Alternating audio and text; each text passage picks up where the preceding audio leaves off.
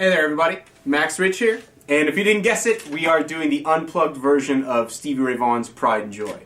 This is like probably up there, no not probably, is definitely up there with like Purple Haze and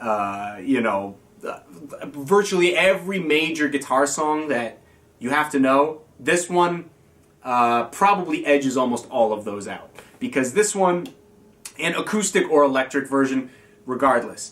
The fact of Stevie Ray Vaughan being maybe the most influential guitar player in the last 40 years is really like a major, major deal. And this song sort of epitomizes Stevie Ray Vaughan's playing. It's that Texas shuffle in E. It's like a perfect guitar song, and it's really insanely useful for developing your, not only your left hand playing, but your right hand playing as well, because he utilizes this kind of like circular sort of picking style, especially with this type of a shuffle.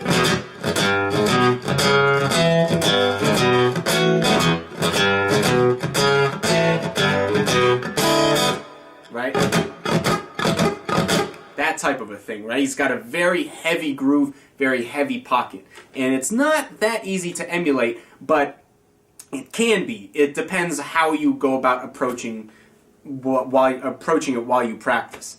And so what I'm going to do, I'm going to show you the licks for the introduction, because they're not the same. You may know the electric version. It's not exactly the same. He varies things a bit because he played it on MTV Unplugged, acoustic, just by himself without his band or anything. So I think he had to do a little bit more to give the full effect of what Pride and Joy sounds like with a band and electric guitar broken down on acoustic. So there's a few little tricks to help fatten up the sound and keep the rhythm and the pocket going, so I'll show those to you, as well as some of the solo, or actually the whole solo, because it's got some really, really useful licks and a good way of approaching soloing as a single solo instrumental player without everyone else going around you. You can't just sit there and play like lead licks. You got to keep the rhythm and the chords happening at the same time.